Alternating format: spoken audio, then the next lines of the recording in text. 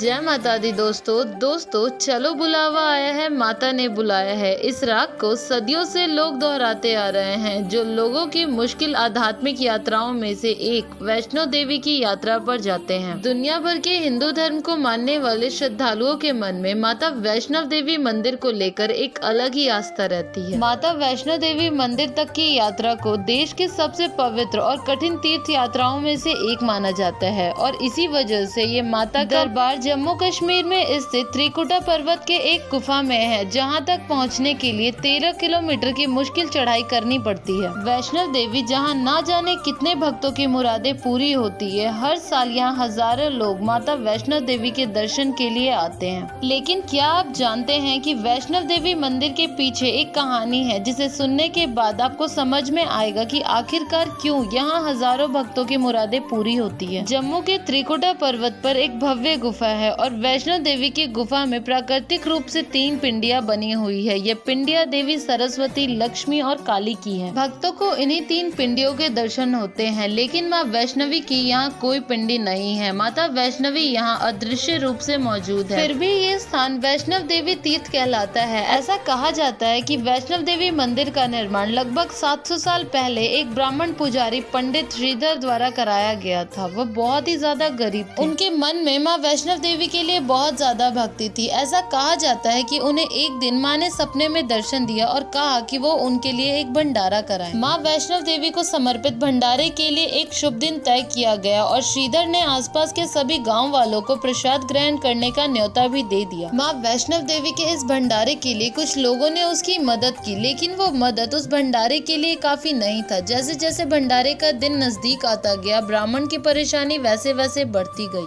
वो बस यही सोच रहा था कि इतने कम सामान में माता रानी का भंडारा कैसे हो पाएगा। भंडारे से एक दिन पहले ब्राह्मण एक पल के लिए भी नहीं सो पा रहे थे। ये सोचकर कि वह मेहमानों के खाने का इंतजाम कैसे कर पाएंगे। वे सुबह तक समस्याओं से घिरे रहते थे और ऐसे में उन्हें बस माता रानी के चमत्कार पे ही उम्मीद था। ब्राह्मण अपनी कुटिया से बाहर पूजा के लिए बैठ गए और दोपहर तक भंडारे के लिए मेहमान आने भी शुरू हो गए। सभी लोग ब्राह्मण की छोटी सी कुटिया में आसानी से बैठ गए और इसके बाद भी कुटिया में जगह बची हुई थी। इसके बाद ब्राह्मण ने अपनी आंखें खोली और सोचा कि वो इन सभी को भोजन कैसे करा पाएगा। तब उन्होंने अचानक से एक छोटी सी लड़की को कुटिया से बाहर आते हुए देखा, जिसका नाम वैष्णवी था। वह सभी को भंडारा खिला रही थी। भंडारे के बाद ब्राह्मण कन्या वैष्णवी के बारे में जानने के लिए उत्सुक थे, लेकिन अचानक से वैष्णवी गायब हो गई और उसके बाद किसी को नहीं दिखी। कुछ दिनों के बाद ब्राह्मण को वैष्णवी कन्या का सपना आया, जिसमें स्पष्ट हुआ कि वो एक वैष्णवी माता का रूप थी। कन्या के रूप में आई माता रानी ने ब्राह्मण को सनसनी गुफा के बारे में बताया। इसके बाद ब्राह्मण श्रीधर माता की गुफा की तलाश में निकल पड़े। जब उन्हें वह गुफा मिली, तब उन्होंने तय किया कि वो अपना सारा जीवन माता की सेवा में निकालेंगे। आज इंडिया हो या फिर विदेश, इस दुनिया के कोने कोने से लोग अपनी मन्नत को लेकर माता वैष्णवी धाम आते हैं। तो चलिए दोस्तों, अब बात करते हैं कि आप वैष्णव देवी कैसे पहुँचेंगे। अगर आप हवाई जहाज से जाना चाहते हैं तो जम्मू का रानी बाग एयरपोर्ट वैष्णव देवी की नजदीकी एयरपोर्ट है। जम्मू के सड़क मार्ग के नजदीकी वैष्णव देवी के बेस कैंप कटरा पहुंचा सकता है, जिससे दूरी 50 किलोमीटर है। जम्मू से कटरा के बीच बस और टैक्सी आसानी से मिल जाती है। अगर आप ट्रेन से जाना चाहते हैं तो नजदीकी रेलवे स्टेशन जम्मू और कटरा 2 हैं। देश भर के मुख्य शहरों में जम्मू रेल मार्ग के जरिए जुड़ा हुआ है। तो दोस्तों, ये था वैष्णव देवी मंदिर। आपको कैसा लगा हमें कमेंट करके अपने आंसर जरूर बताइएगा और वीडियो अच्छी लगी हो तो वीडियो को लाइक, कमेंट और शेयर और चैनल को सब्सक्राइब करना प्लीज मत भूलिएगा।